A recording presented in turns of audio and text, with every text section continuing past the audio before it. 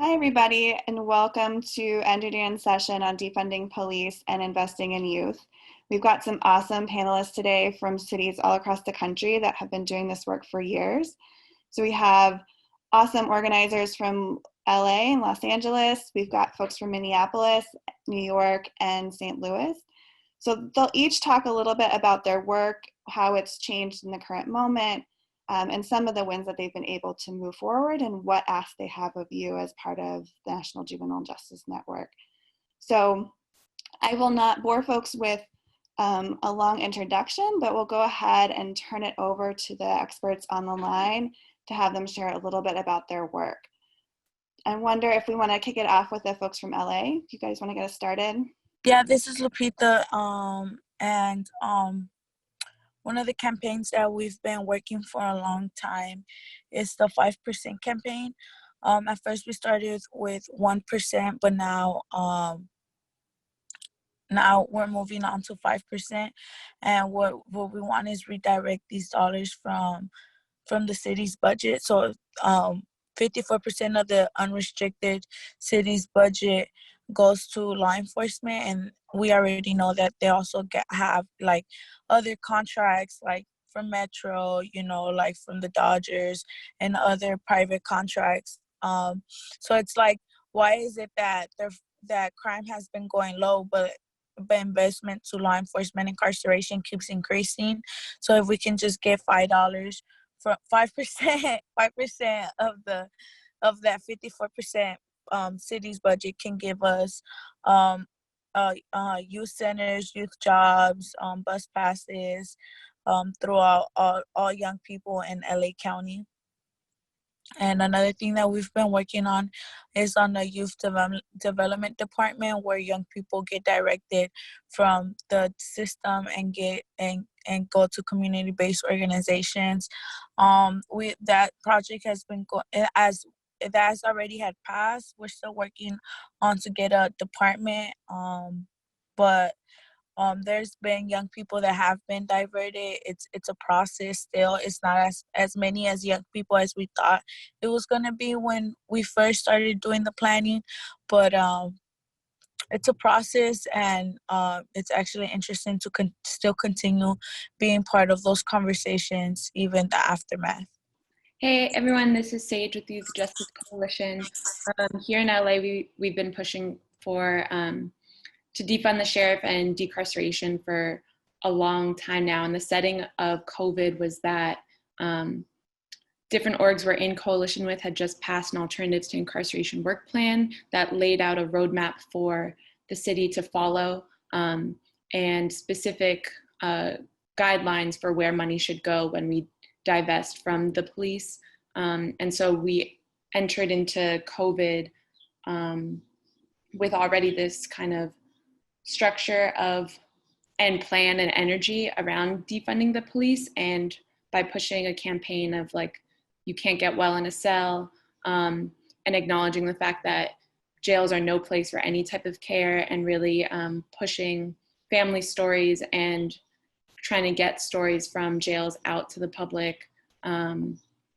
We were able to successfully push the courts and the sheriffs to actually bring the prison population down to the lowest it's been since the 90s. So we went from an average of about 17,000 people a day in our county jail to, at its lowest point, it was just at around 12,000. And so crime is down and the jail population is down. And right now the sheriffs are trying to push it back up again. And so we are really fighting against them to keep the jail population low, and to also, since it's low, like defund, take money from the sheriffs, and lower the number of sheriffs we have. And YJC has put together a really thorough plan for where money could go when it's divested from the sheriffs and from policing, and just kind of reworking all of what that process looks like. Just in terms of like the massive amounts of money that's being put into detention services, juvenile halls, camps, jails and prisons, like using that money to pump it back into fund youth development centers, which is Lupita touched on, and just like real care for our youth in our community, and to have our communities center those spaces of supporting people and not jails. Yeah, I think. And just for right now, I mentioned this earlier, but we're working to get up one of the things we're working on right now is to get the truths from inside the jails about what real conditions are under COVID, how it's impacting people's due process, and how they're getting treated and retaliated on by sheriffs. We're trying to get those truths out because here in LA, I don't know about everywhere else, like they're trying to reopen our city when COVID is still a very real thing, and it's really, really real and awful in the jail. So we're trying to have those truths be heard and use those stories to push for further decarceration and defunding of the sheriffs. Thank you. Thanks, Sage. And I do know, to your point, there are a lot of great numbers that were shared with us. And so we'll be sure to share the materials that the Youth Justice Coalition has done in terms of the defunding police and investing in youth programs. We'll share those numbers out with everybody with the recording. So. Hey y'all, how y'all doing? My name is Jared. Friends call me J-Bo. I'm a youth organizer here at the Youth Justice Coalition, and I'm also a part of the Justice LA Coalition, LA Youth Empowering Coalition, and Brothers and Selves Coalition. I'm a Lobos, which stands for Leading Our Brothers and Sisters Out of the System. One of the campaigns that I'm close with too is the 5% campaign, which was the reason why I came to YJC, because they came to my school and it was like, oh, we want to take money away from the cops. And that was the funnest and the most radical thing I could have thought of ever. Like, it was so amazing. And I'm happy that, people are finally like getting, more acquainted or even want to pick up a campaign like that. So that's just one of the campaigns we're working on, and stuff like that. Yeah. Pass it to Kim. Hey everybody, and like Sage and Lupita and Jared said, we've been trying to defund law enforcement for a minute. At the county level, we've been trying to push for a defunding of probation, LA County Sheriff's, District Attorney, and the county portion of the court's budget, as well as some of the other like smaller criminalization initiatives of the county. And at the city level, LAPD and LA City Attorney. Just the 5% that people talking about is $236 million, each with $1 million a year budget, 50,000 youth jobs, and 1,000 peace builders on our streets and in our schools to replace school police. So one of the things, we just released a youth justice budget, and it's also part of a larger countywide Care First budget. And we looked at probation department, the sheriff's department, and the DA's funding. And we have specific demands, but one of the things, we want to take $600 million from probation. We basically want to move young people out of probation altogether. There is a motion that we won last summer to study doing that, and there's a study group now investigating that possibility. So the budget would be in line with that. And that would give us, again, like even more resources to provide, first of all, it would end youth incarceration, and for young people, housing, so there'd be youth development centers to jails and prisons. And for most young people, they would have youth centers in their communities, peace builders, etc. And if we don't defund probation, which is our largest jailer in the world of young people, then if we look at pre-COVID numbers in our juvenile halls, it would be $384,307 a year for one young person in a juvenile hall. Post-COVID numbers, if we're able to keep those numbers down, it would be $578,620 per year in juvenile hall if we don't defund probation. And it gets even more expensive for camp, which is our local youth prisons. It would be $815,898 person in a really horrible conditions youth prison for 1 year.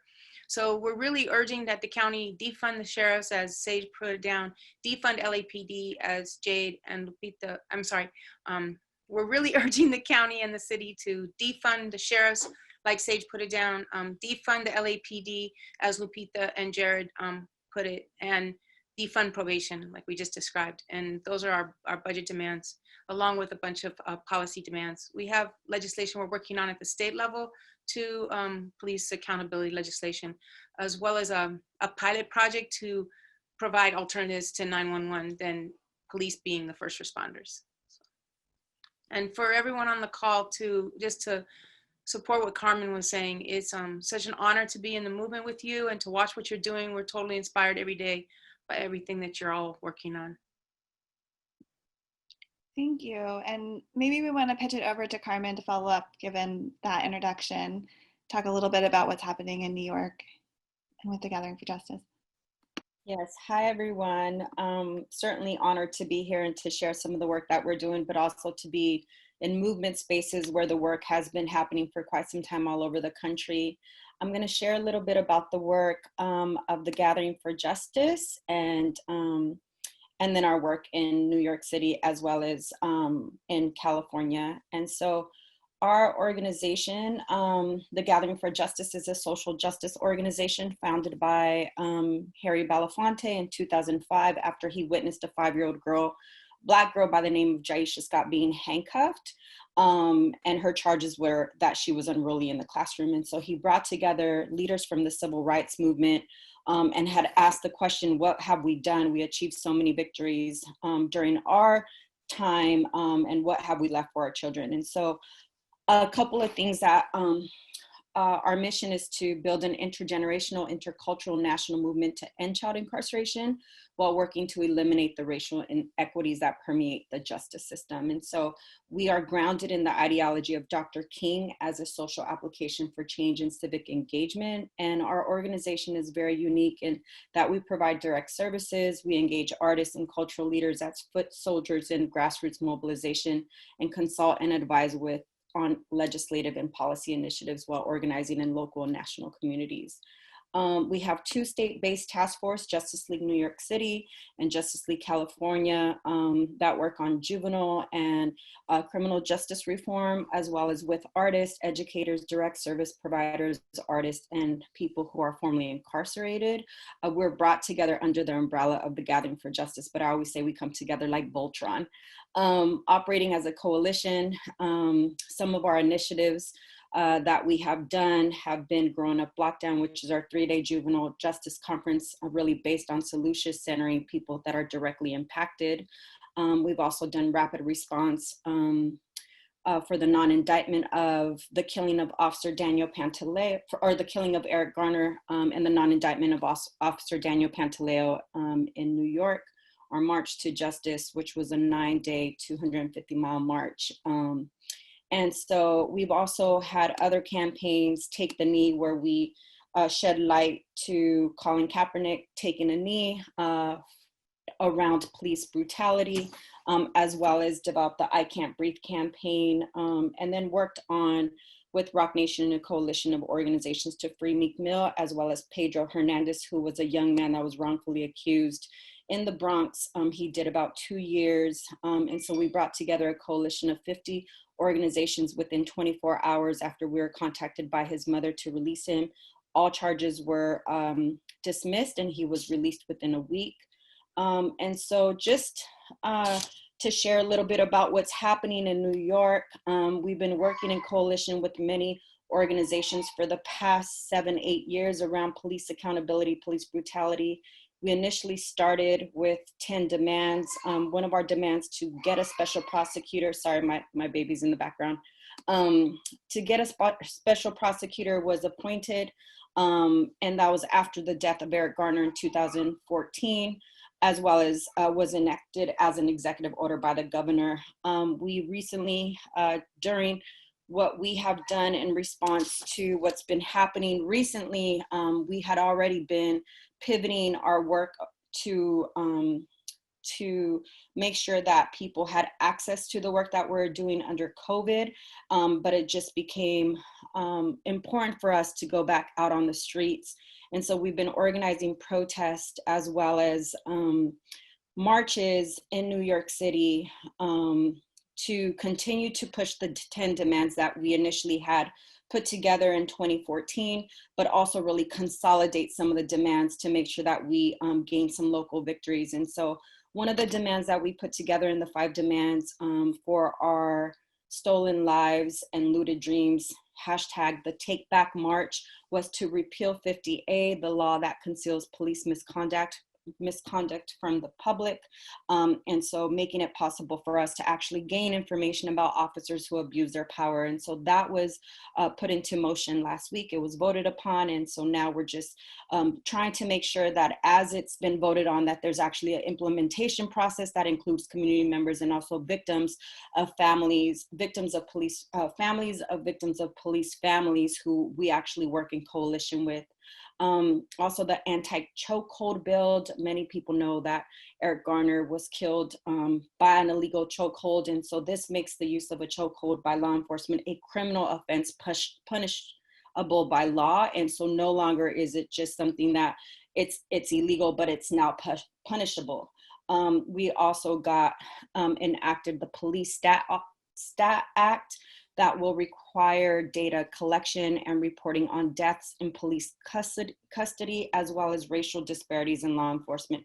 So these were 3 out of our 5 demands, as well as what we asked was to defund the police. There's a $6 billion budget in New York City that goes to law enforcement. We want $1 billion or more reallocated from that budget to go back to our schools and to youth programs and community programs.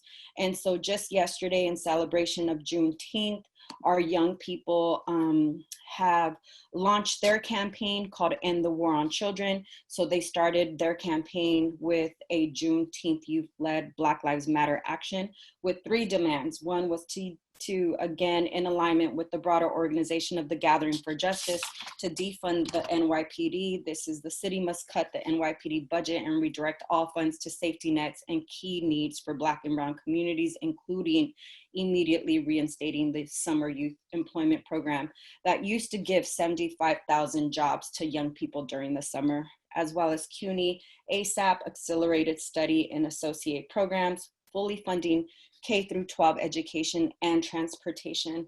The second demand that they asked for was police-free schools. The City of New York and the Department of Education must cut all ties between the NYPD and the New York City public schools. They demand the immediate removal of police and an end to the routine police practices in New York City schools. Their third demand is invest in education. New York State must adequately fund public schools by allocating the $4.1 billion in foundation aid indebted to New York public school students. The debt of the education should prioritize both physical and psychological safety by increasing access to counselors, social workers, nurses, and psychologists. So these are the 3 demands. These are still some of the demands that need to be won. So although we've been pushing for policy in coalition with other organizations, and we have been able to see some victories, it seems like this is a long distance run. And so the way in which we feel people, and the last piece is our newest campaign, which is to not just defund the police, but also to decertify the police. And so we will be running a decertification campaign in 10 different states. And so we will be providing technical assistance and training for organizations. And this allows organizations to really target the city council.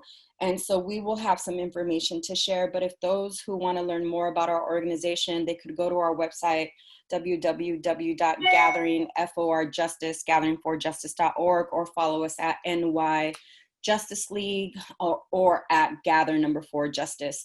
The work that we're doing in California is in 2 counties. One is Ventura County, specifically in the city of Oxnard, where I'm originally from, and Stockton in San Joaquin County. And this is really around the broader campaign in California to close down youth prisons. San Joaquin and Ventura County house 3 of the last 4 prisons here in the state.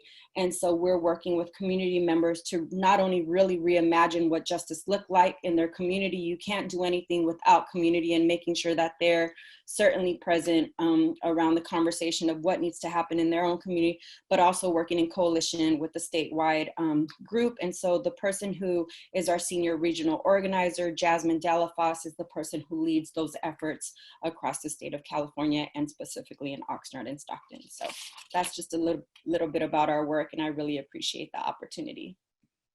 Thanks, Carmen. That was a lot of great introduction in terms of the organization and all the different campaigns that are being led. I had one quick question, and maybe we can get this information out to the network later, but you mentioned that decertified police was in 10 states. Do you mind, if you can, naming those 10 states, and if not, we can get them out to folks later? No, so that's where we're trying to identify where it's already happening, because we do know that, like, currently right now in 45 states, you can decertify police officers, and 30,000 police officers have actually been decertified. But we're beginning to launch that campaign, and we're bringing on partners to help us. And so if folks are interested in partnering with us, they could reach out to us, and we'd be more than happy to bring them onto the meetings that are set up to roll out that campaign. Sorry, I was just going to say that last year we co-sponsored a bill, Assembly Bill 392, that established a new standard for use of force in the state of California. We had the oldest standard in the nation and the weakest, that had been established in 1872 at a time when there was decimation of Native people, the highest lynching rate in the nation, and the Chinese massacre had just happened. And that use of force stand was really created to cover up or to allow for those kind of atrocities. And so finally, after all those years, more than 100 years, we created a new use of force standard.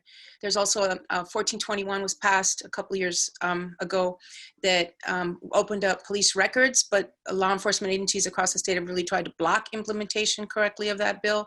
So we have a lot of work to do to force police records into the light. And then finally, Assembly Bill 953 was the bill around police contact and tracking all stops. The reason for the stop by race, gender, geography, age, so that we could track disparities as well as over-policing. At the local level too, we just, the LAPD just finally said it would no longer use the gang database. We've been passing a lot of state laws to eliminate gang suppression policies, which are really racial profiling policies here in California that we started in LA and then spread to the rest of the nation, which includes gang databases, gang injunctions, and gang enhancements. And we ended gang injunctions also in the city of Los Angeles, which took nearly 10,000 people off of gang injunctions, but want to try to end them statewide. So there's some things too that if people are struggling with those things in their own cities, counties, states, we would love to build with you about how we can eliminate the racist war, quote unquote, war on gangs, which is really a war on young people in communities of color. Thanks, Kim. Yeah, that was great background. And I know the folks in Massachusetts have recently reached out around gang databases. And so we also have a bill this year that if it passes will eliminate probation from school, voluntary probation in school. So if people are struggling with that, that's another thing we could really learn from all your efforts. And there's a lot of local efforts happening here in LA County to get police out of schools. A campaign at LA Unified to get the oldest school police department in the nation out of those schools. And then several other cities and districts in our county that are working on removing police from schools. And we're targeting LA County Office of Probation. We're targeting LA County Office of Education to get police and school resource officers and probation officers out of all those schools that are especially continuation schools, schools that are called probation schools for young people coming home from lockups. And even in our juvenile halls and camps, our highest suspension rates in the county are in those facilities. Even though you're locked up, we can't understand why people are being suspended from class. So. Yeah, thank you. I do want to make sure we hear from folks in the middle of the country. So we have folks from Minneapolis as well as St. Louis on the phone to share a little bit about what they've been doing in the wake of incidents in their particular cities. So I wonder if we want to start with you, Deetra, in terms of what happened in St. Louis and what you guys are still pushing for and what that's looked like. Hey everyone. I love to hear about New York and LA. you guys have a cool context to work in. It's a little different here in the Midwest. So inspired by your work. I think I'll just say again, Reverend Dietrich Wise Baker, Metropolitan Congregations United in St. Louis.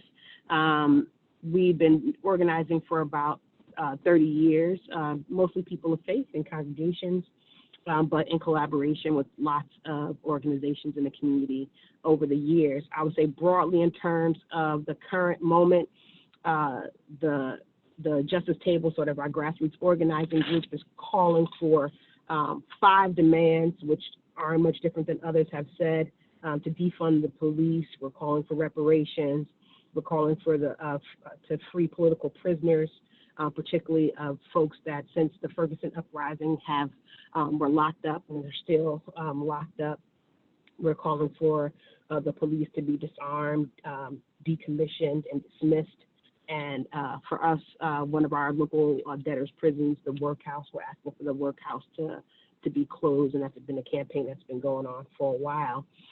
Connected to that work is another coalition called the Keep Kids in Class Coalition, who have been working on school discipline issues since the Ferguson uprising, winning the ending of K through 3rd grade suspensions, some memorandums of agreement between police and schools, and the Raise the Age in the state of Missouri. Right now, we're about to host a children's march here in a couple of weeks to zero in on some recent demands to remove police from schools, to remove SROs and security personnel from the schools, along with institutionalizing Black studies, and getting wraparound services in our schools. And so that's sort of one piece of the work. The other thing I'll say around COVID-19 is that we have a youth prison here that we reached out to months ago.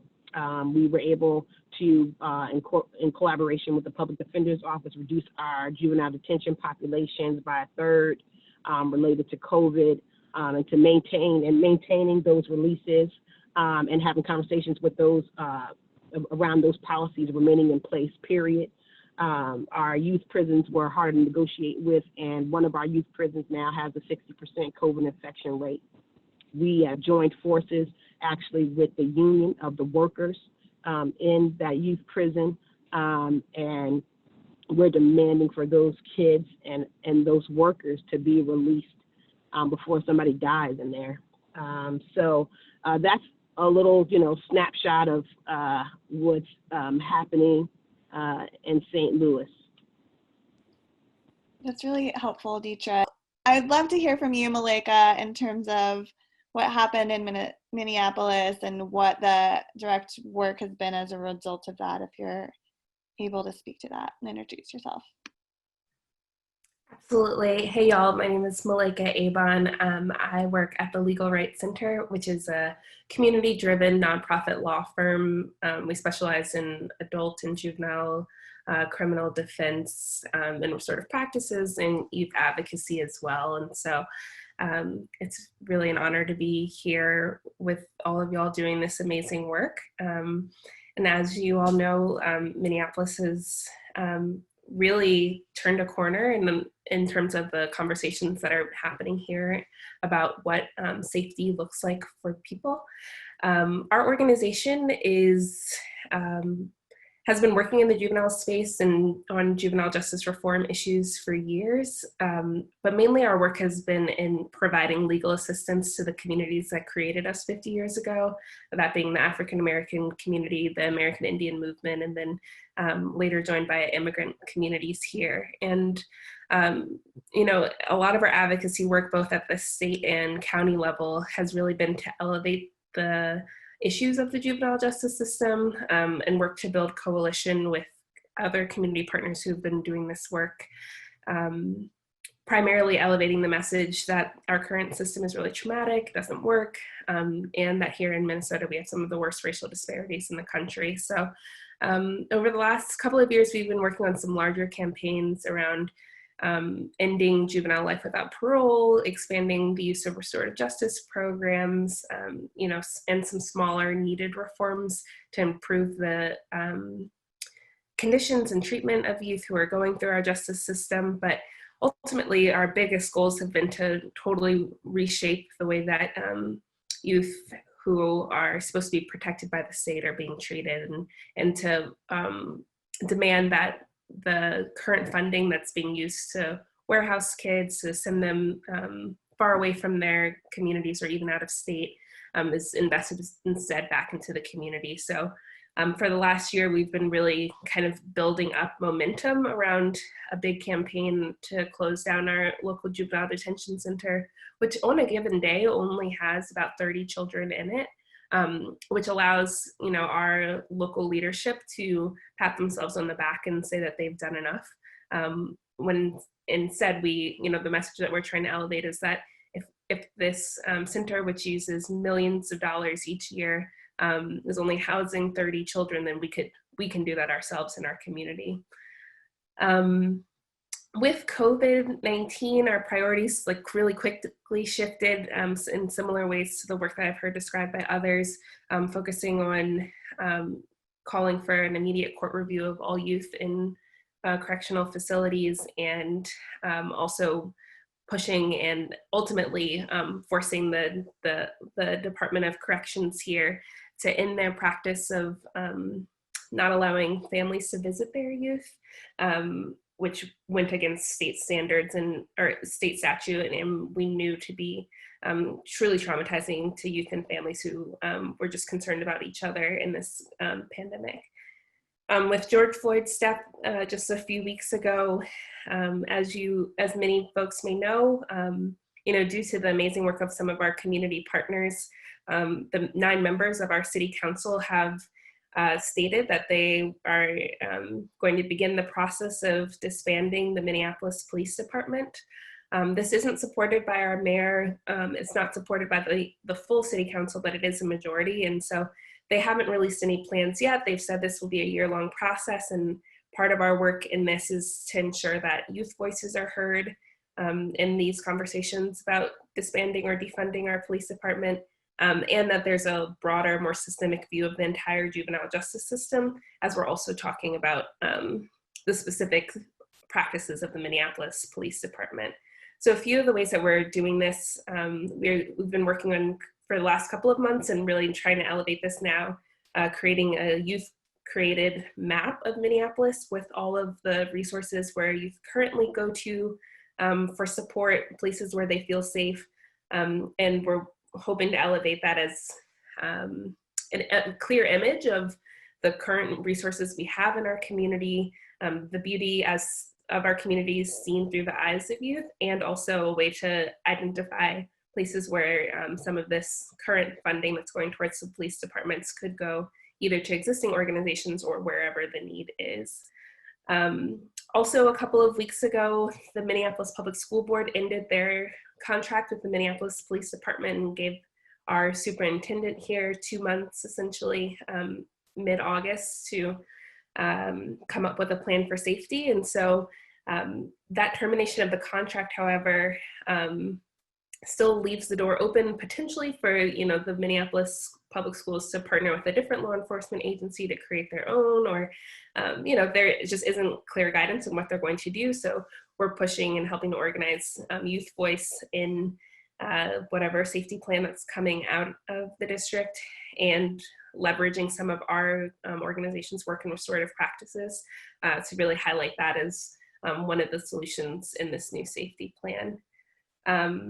And I guess I'll just say that just this week we put out a public call in partnership with our Youth Justice Coalition and other community partners to wholesale in the practice of placing youth in correctional facilities. We really tied this to demanding justice for Cornelius Frederick, who died in Kalamazoo, Michigan. And our work here, we're still, you know, working to solidify some of our asks, specific asks. So hearing some of the advice and the work that y'all have done in other places has been really helpful just for me in the last couple of minutes. But we're really making the connection between the trauma that youth and families feel in the child protection system and the juvenile justice system, and working to build stronger partnerships and allyships with community folks who have been doing work in child protection for a while in order to have our county do the hard work of figuring out how we can invest in local community care networks rather than placing youth either through child protection or through the justice system in correctional facilities. Thank you, Malika. That's a lot of work happening and sort of I know you guys have been doing the groundwork for a long time, but it seems like the current events in terms of COVID and George Floyd have really put an express timeline on your work, and it's been interesting to see how that's been playing out. So thanks for sharing the experience. Before we let folks off the line, I wanted to ask one more question, which is really just, we have members all across the country, a lot of whom have been doing youth justice work for a long time, but may be new to sort of the policing aspect of it. And so I'm curious from folks who've been doing more of the police defunding work, what advice you have for them and sort of what asks, if any, you have of them. So one, I just want to remind people that when we're talking about dismantling mass incarceration, that we have to look at it through a whole system, right? And really identify the pillars that hold up mass incarceration. And so for me, when I think about it, I think about the front end and the back end of the system. The front end is police contact. So although for us at the Gathering for Justice, we want to build a movement to end child incarceration and integrate people back into their communities, we have to deal with the fact that they're also being stopped by police, and most of the times they are either incarcerated or they're being killed, right? There was just a killing yesterday of a young man who was a security guard who got killed by the sheriff's department. And I believe it was in Gardena, California. A week prior to that, there was another Latino young man that was killed in Oakland. A week prior to that was Vallejo. So one thing that I would say just for folks is the fact that this is happening every single day, right? And so although we understand that some cases are not visible, there's a way in which we could elevate the work that's happening on the ground, or even begin to talk about how do we deal with police accountability in a very real way. And so I think a lot of folks are talking in the juvenile justice space are talking about removing police, stopping the school to prison pipeline and removing quote unquote resource officers, counselors, JC counselors, whatever they're labeled, which are actually police from their schools, right? So it's also part of like the narrative shift. It's not that, things, all of these type of campaigns can happen at once. And so I think it's just about, opening the conversation with their organizations, with their communities, with their members, with the folks that they serve about what does it look like for them to show up in this current time, and how do they begin to kind of insert the conversation around police brutality, police accountability into the space. And Allison, I know you didn't ask this question, but I certainly did see the fact that this town hall or this conversation was also about investing in youth, right? And so as we're talking about defunding the police and investing back into community organizations, how is it that we also bring youth into our spaces? And I really love the way in which Youth Justice Coalition leads, because every time I'm around them, they got young people, that are really able to speak to their hot topic. And so part of not only defunding the police and investing in youth is also making sure that when we are doing youth programming, that it is led by our young people. When we are talking about, youth leadership development, that young people are at the forefront of that. And so also engaging them around the conversation about what it means to defund police and invest in youth, because I will tell you, when this past Monday, when we organized the march on Friday, it took us 3 days to organize, but our young people had already met on a Sunday to tell us what to do. And it was my responsibility as an adult ally to go make sure that they had the necessary equipment that they needed in order to make this happen. And so I just wanted to add that just as a little piece as we're talking about defunding the police, because maybe not every organization is at the point where they're in a conversation around defunding the police, but I know a lot of justice organizations are having conversations about stopping or dismantling the school to prison pipeline. And I think that there's a way in which you could look at it through this larger, broader conversation that was really reintroduced to us by Michelle Alexander. Although we had been doing the work for quite some time, she had brought it to academia that really brought it to a different level. But just looking at it in the way of like, that is the first point of contact when our young people are funneled into the system that we're trying to dismantle. Beautifully stated, and really helpful, I think, for the folks who are just trying to make those narrative connections now. So thank you, Carmen, for adding that. I don't have anything else for folks unless there's any last minute pieces that people want to speak to. Allison, I think just in general, you know, there is the decarceration, the divestment investment frame that can be applied to many systems in different cities. And I think anyone looking around the country, looking from their local city or in their state, can say, you know, for instance, you know, what is the youth budget? What is happening with the youth prison systems, the juvenile detention centers, the schools? Where is that money going? What does that budget look like? And are those proportions things that align with our morals and our values? And there are ways to divest in those things. And I think what we're finding here is that we're so tied to institutions that have been, you know, oppressive and destructive for our young people and for our communities. And that the big shift that not just around police, but juvenile detention or youth prisons is that people have to trust that the community has the answers, and if we invest in the infrastructure in the community, we can have a better result than we've been depending on these institutions to have with our people. And so I think that's just a broad way for people to sit down and begin to think about what do we need to do next in our community. Yeah, I appreciate that, Deetra. Thank you. Any final thoughts from folks or advice for folks? I would just add also that now is not a time for minor changes that people have been pushing for decades, and cops have blocked at every moment. And now that there's millions of people in the streets, all of a sudden law enforcement and local officials are pushing things like 8 Can't Wait. 8 Can't Wait has been passed in California, and still people are dying. LA County law enforcement leads the nation in use of force homicides every year, with LA County sheriffs and LAPD always competing for the number 1, number 2 slot. We've had nearly 1,000 people killed by law enforcement since 2000, including Andres Guardado yesterday, who was running away from police as he was shot in the back. That's a clear violation of Assembly Bill 392, which we just passed. So we can't look any longer for these minor changes, these new training, switch the culture of law enforcement.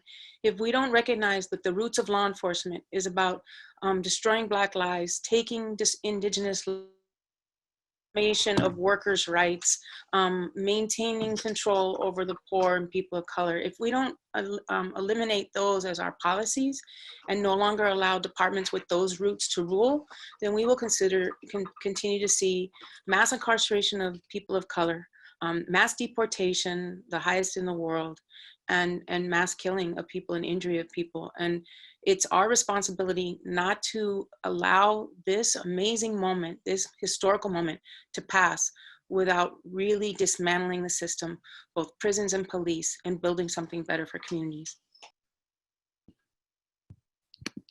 Thanks, Kim.